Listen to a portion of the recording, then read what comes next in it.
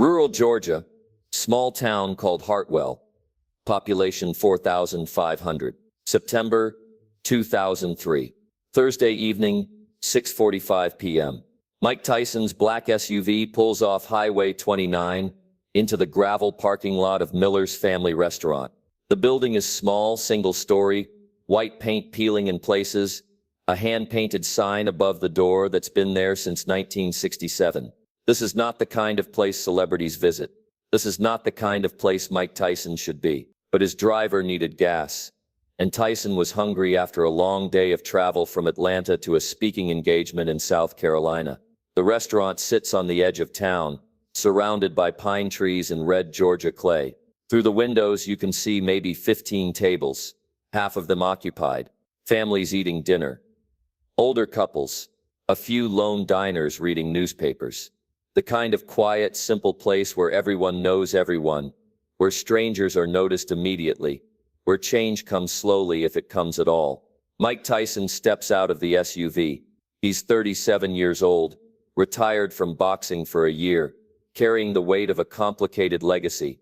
His face is known worldwide, the youngest heavyweight champion in history, the man who bit Evander Holyfield's ear, the convicted felon, the fallen idol trying to rebuild his life. He wears simple clothes, jeans and a black t-shirt, nothing flashy. His security guard, a man named Marcus, follows 2 steps behind. They push open the door. A small bell rings. Every head in the restaurant turns. Conversations stop mid-sentence. Forks pause halfway to mouths. In the sudden silence, you can hear the kitchen fan humming, the soft country music playing from a radio behind the counter. Behind the counter stands Earl Miller, 62 years old, third-generation owner of this restaurant. His father ran it before him. His grandfather built it. Earl has seen this town change over the decades, has watched the civil rights movement happen on television while serving only white customers in his dining room. The law changed in 1964, but Earl's mind changed slower, much slower. Some would say it never changed at all. Earl recognizes Mike Tyson immediately. His eyes go wide, then narrow. His jaw sets. He picks up a dish towel, wipes his hands slowly, deliberately, walks around the counter toward the door where Tyson stands waiting. "We're full," Earl says. His voice is loud enough for everyone to hear. No tables available. Tyson looks around the restaurant. 5 empty tables are clearly visible. Marcus tenses beside him, hand moving toward Tyson's arm, ready to guide him back outside, ready to avoid confrontation. But Tyson doesn't move. "Those tables look empty," Tyson says quietly. "They're reserved," Earl says. His face is hard, unyielding. "Private party coming in soon."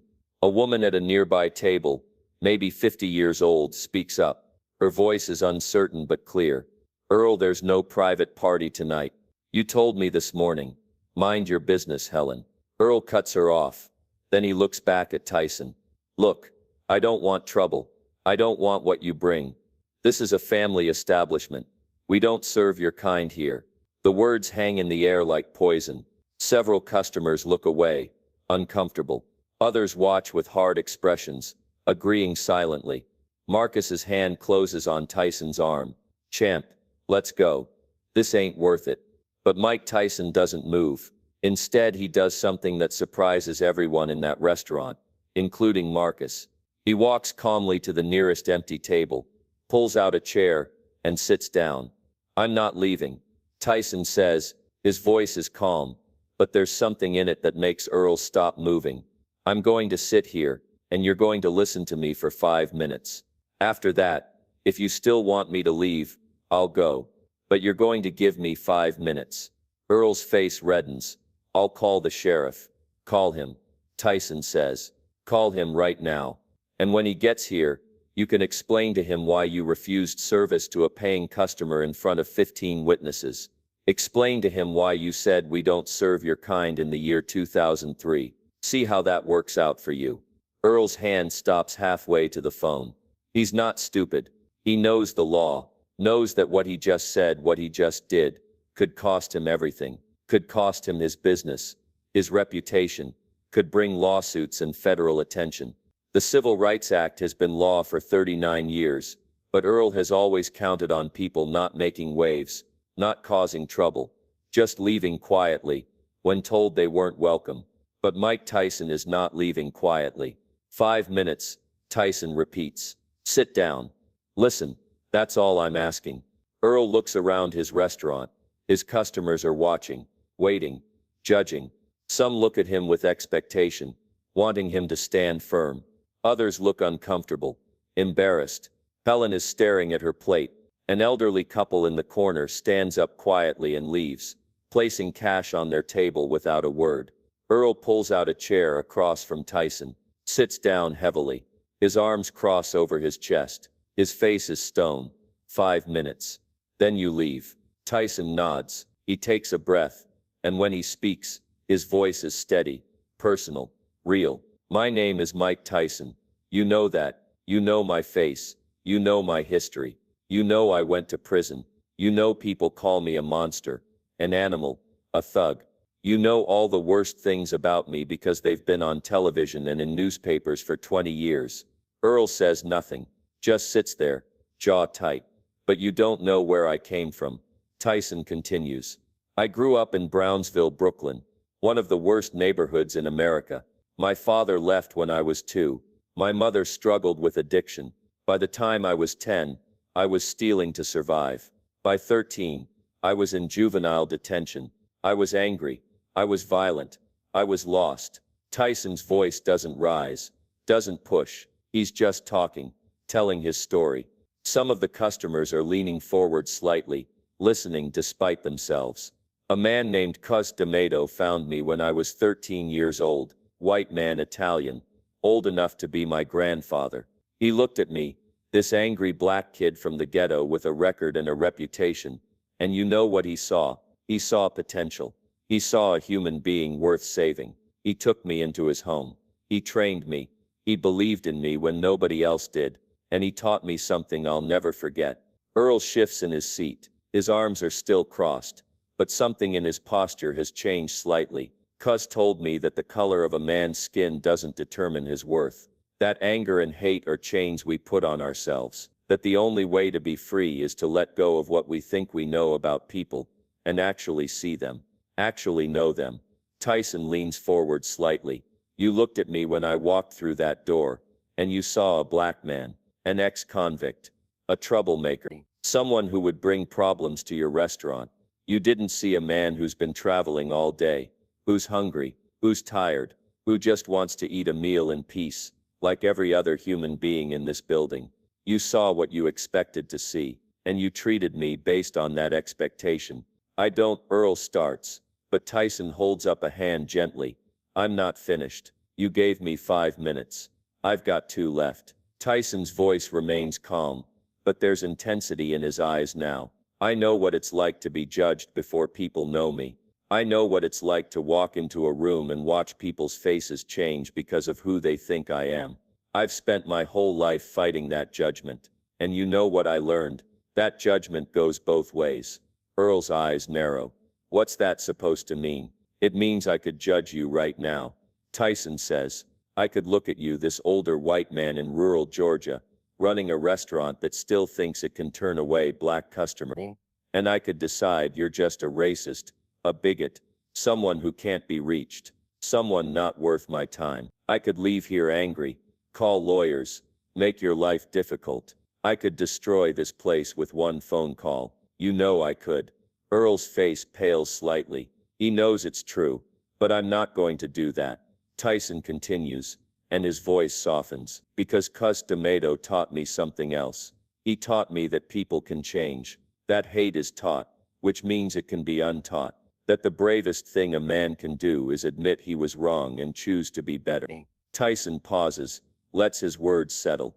The restaurant is completely silent. Even the kitchen has gone quiet.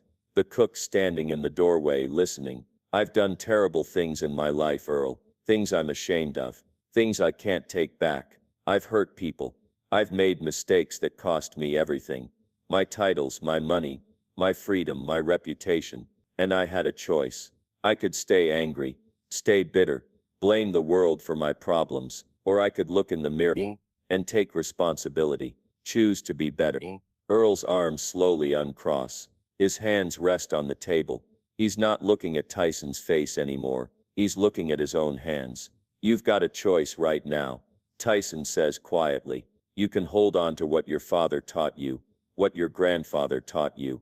Keep running this restaurant the way it's always been run. Keep judging people by their skin color. Keep refusing service. Keep living with that hate in your heart.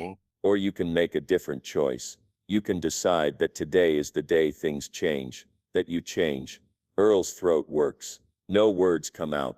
I'm not asking you to like me, Tyson says. I'm not asking you to forget everything you believe overnight. I'm just asking you to see me as a man who's hungry, who's trying to do better, who wants to sit in your restaurant and eat a meal. That's all. Just see me as human. The 5 minutes are up. Tyson sits back, waits. The entire restaurant waits. Earl Miller sits across from him, this man who's run this restaurant for 30 years, who inherited his father's business and his father's prejudices, who never questioned, never challenged, never thought too deeply about why he believed what he believed. And then Earl Miller starts to cry. Not loud, dramatic sobs, just tears, silent and steady, running down his weathered face. His shoulders shake once. He covers his face with one hand. I'm sorry, He whispers. then louder. I'm sorry.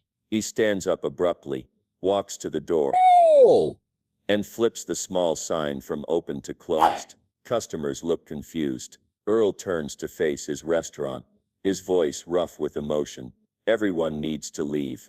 No, restaurant's closed for tonight. People gather their things slowly, confused, some protesting. Helen stops by the table where Tyson sits.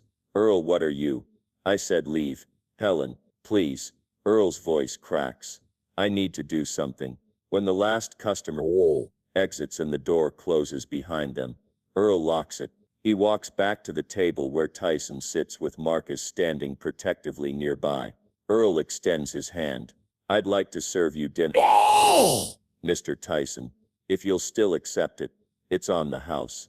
And I'd like to hear more about Cos D'Amato, about how a man learns to change. Mike Tyson stands, takes Earl's hand, shakes it firm.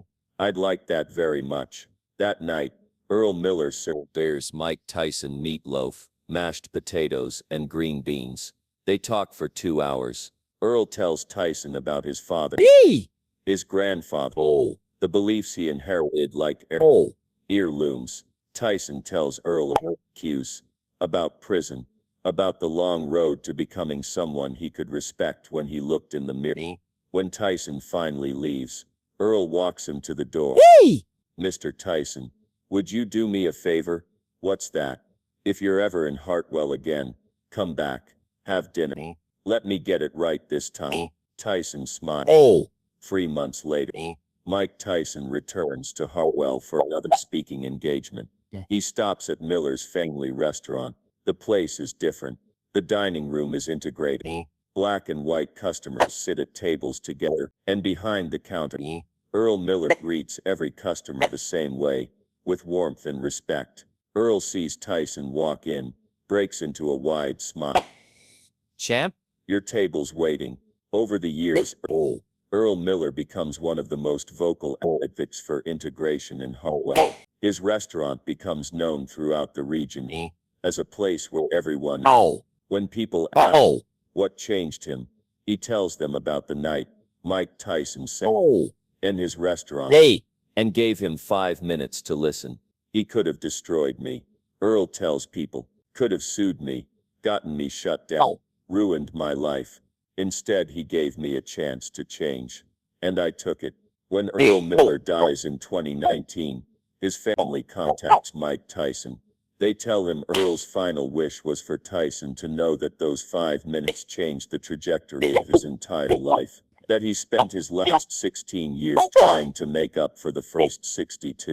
Mike Tyson attends the funeral. He stands in the same small church where Earl's grandfather was buried, where Earl's father was buried. He speaks about redemption, about second chances, about the courage it takes to admit you were wrong. Earl Miller taught me something that night, Tyson tells the congregation. He taught me that it's never too late to change. That 5 minutes of honest conversation can be more powerful than a lifetime of anger. That courage isn't just about standing up for what you believe. Sometimes it's about admitting what you believed was wrong. The story of what happened at Miller's family restaurant spreads through the community, through the state, through the networks of people who knew both men. It becomes a story people tell when they talk about change, about growth, about human potential. Because 5 minutes changed 2 men that night. Earl Miller learned that hate was a choice he could stop making. And Mike Tyson learned that the power to change hearts doesn't come from fists or fame. It comes from being willing to see someone's humanity even when they refuse to see yours. That's what 5 minutes create. Not just one conversation, but a legacy of change, of choosing compassion over anger, of giving people the chance to be better than they were yesterday. Who in your life needs those 5 minutes? Who needs you to sit down, speak truth, and give them the chance to change? Because sometimes the most powerful thing we can do is not destroy someone when we have the power to do so, but offer them a path to redemption instead. That night in rural Georgia, Mike Tyson could have walked away, could have made Earl Miller pay for his prejudice. Instead, he sat down and offered grace, and grace, as it turns out, is stronger than hate, always has been, always will be.